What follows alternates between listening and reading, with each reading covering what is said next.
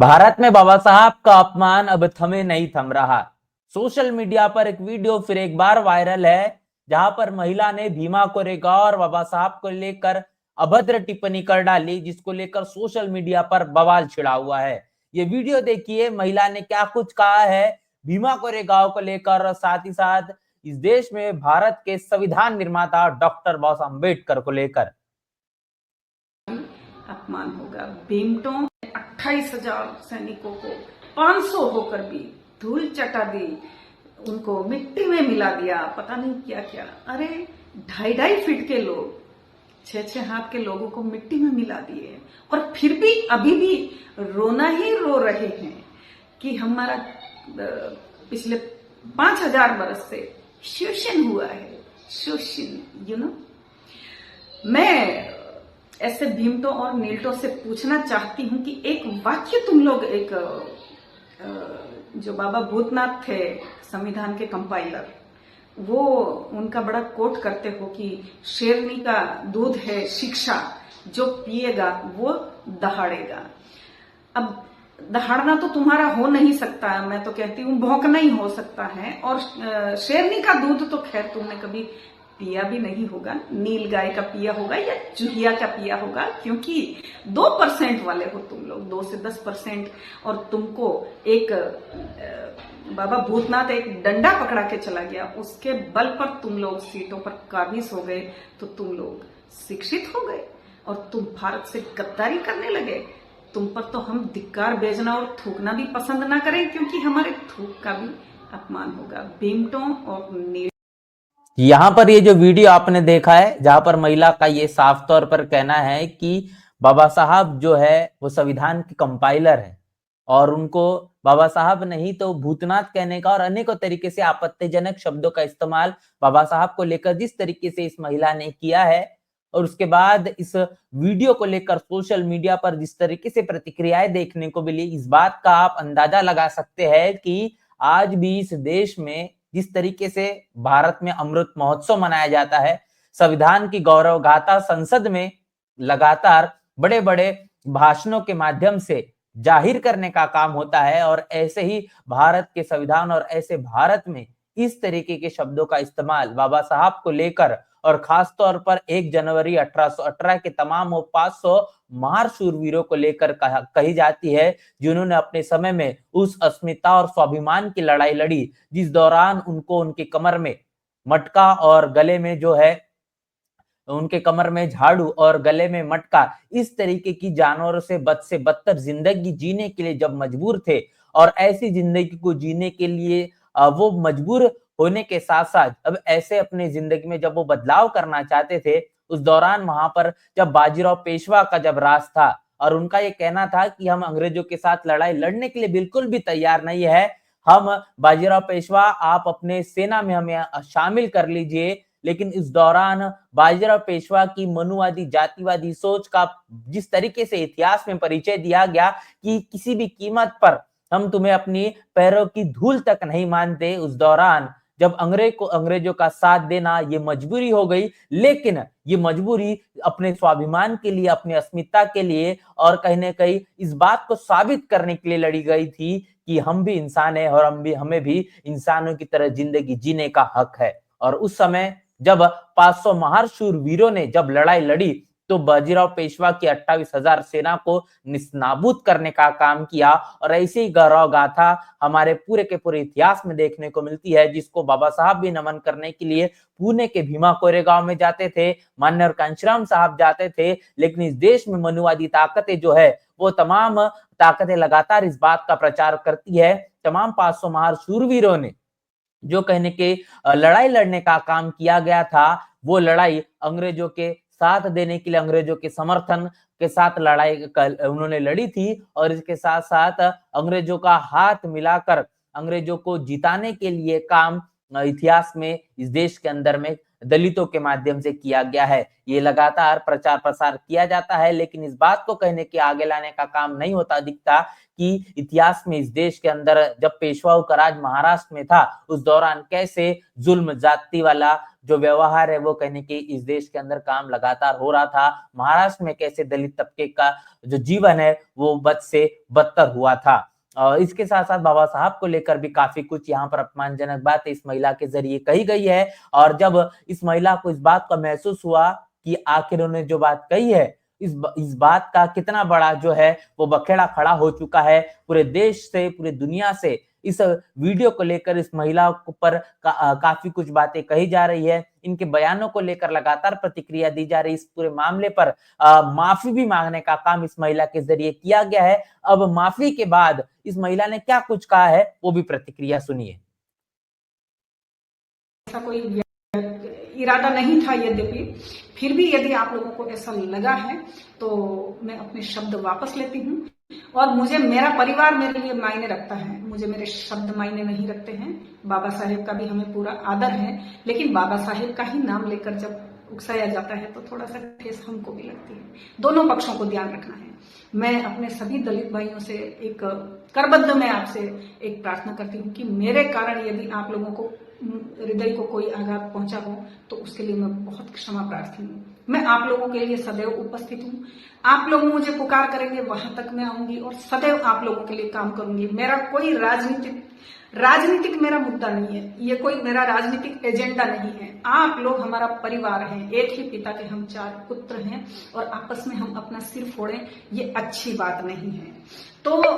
सभी पक्षों में अच्छे बुरे लोग हैं, ऐसा नहीं है। तो उन सभी को ध्यान रखना है, हम सभी ध्यान रखेंगे और एक अच्छी एक समाज बनकर हम सबको दिखाएंगे और भारत को पुनः विश्व गुरु बनाएंगे। कोई कटुता मन में नहीं लाइए, कोई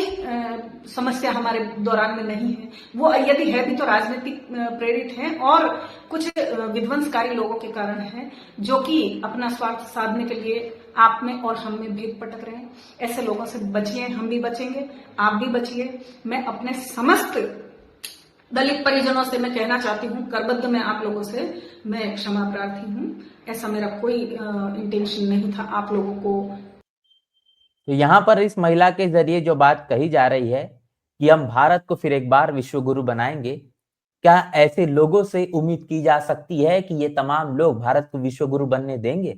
जो अपने दिमाग का, अपने मन मस्तिष्क का जो जातिवाद है, जो इनके नसों में लगातार 24 घंटे बहता है और जो बाबा साहब को लेकर इस देश के, भारत के संविधान के निर्माता को लेकर जो पहले भूतनाथ कहते हैं और उसके बाद जब उन्हें पता पड़ता है कि हमने कितना बड़ा यहाँ पर जो है वो अपराध कर दिया है और जब इस बात की जब उन्हें भली भांति जब अवगत वो होते हैं तब उन्हें समझ में आता है कि कहीं ना कहीं बाबा साहब का अपमान करना सिर्फ और सिर्फ देश का अपमान नहीं, तो ये विश्व का अपमान है, क्योंकि बाबा साहब सिर्फ और सिर्फ एक राष्ट्रीय जो है वो नेता नहीं है या फिर वो एक ऐसे शख्स नहीं है कि जिन्हें सिर्फ पूरे भारत में मान सम्मान मिलता है। तो बाबा साहब को पूरी दुनिया में पूजा जाता है। बाबा साहब के लिखे हुए तमाम बातों को अलग अलग तरीके से पूरे देश में माना जाता है, स्वीकार किया जाता है और बाबा साहब नेशनल नहीं तो इंटरनेशनल लीडर है। इसीलिए बाबा साहब के लिए इस तरीके की शब्दावली का इस्तेमाल करना, ऐसे शब्दों को कहने के बार बार दोहराना, ये बताता है कि इस देश में मनुवादी जातिवादी लोग किस तरीके से इस देश में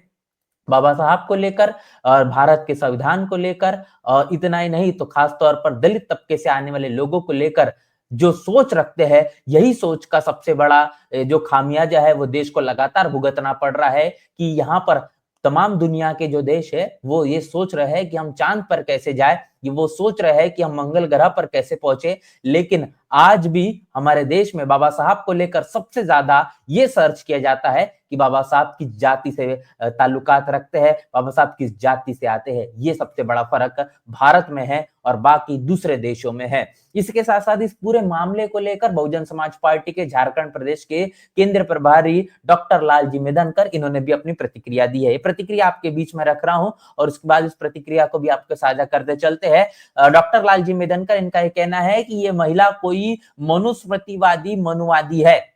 इन्होंने पहले बाबा साहब डॉक्टर अंबेडकर का अपमान किया, शौर्य दिवस के अवसर पर बाबा साहब के अनुयायियों को भीमटे, नीलटे इत्यादि शब्दों से संबोधित किया और अब जब बाबा साहब के संविधान के तहत कानूनी कार्रवाई होने का खतरा उत्पन्न हुआ तो यह क्षमा याचना कर रही है। ऐसे ही भारत देश में बीजेपी और कांग्रेस दोनों राष्ट्रीय पार्टियों के अंदर ही अंदर बाबा साहब डॉक्टर अंबेडकर और उनके अनुयायियों से नफरत करते हैं। और फिर जब चुनाव आ जाता है तो वोट बैंक की लालच में जय भीम करते हैं और अंबेडकरवादी बन जाते हैं। सावधानी बरते, बहुजन मूवमेंट को सशक्त करे और दिल्ली प्रदेश के विधानसभा चुनाव में बीएसपी के उम्मीदवारों को जिताने के लिए हाथी के सामने वाली बटन दबाए। तो यहाँ पर डॉक्टर लालजी मेदनकर इनका ये कहना है कि ये जो महिला है ये मनुस्मृतिवादी मनुवादी है, जबकि मनुस्मृति में महिलाओं के लिए किसी भी तरीके का कोई मान सम्मान नहीं। यहाँ पर मनुस्मृति ये कहती है कि सिर्फ भोग वासना का ही इस्तेमाल करने के लिए महिला का जन्म हुआ है, उसकी उत्पत्ति हुई है। बाबा साहब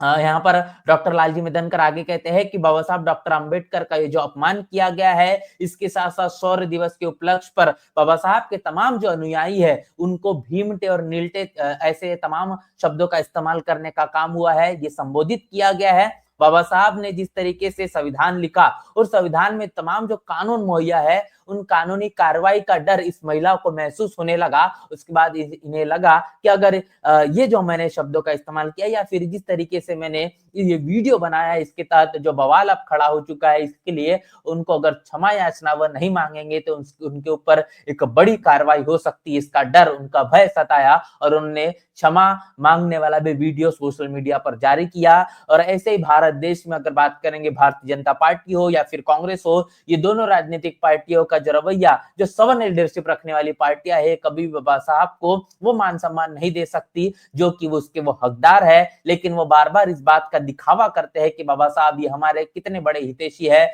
हम बाबा साहब को मानने वाले सबसे बड़े उनके अनुयायी है। और बार बार भारतीय संविधान को जिस तरीके से देश में नरेंद्र मोदी सरमाथे से लगाते हैं,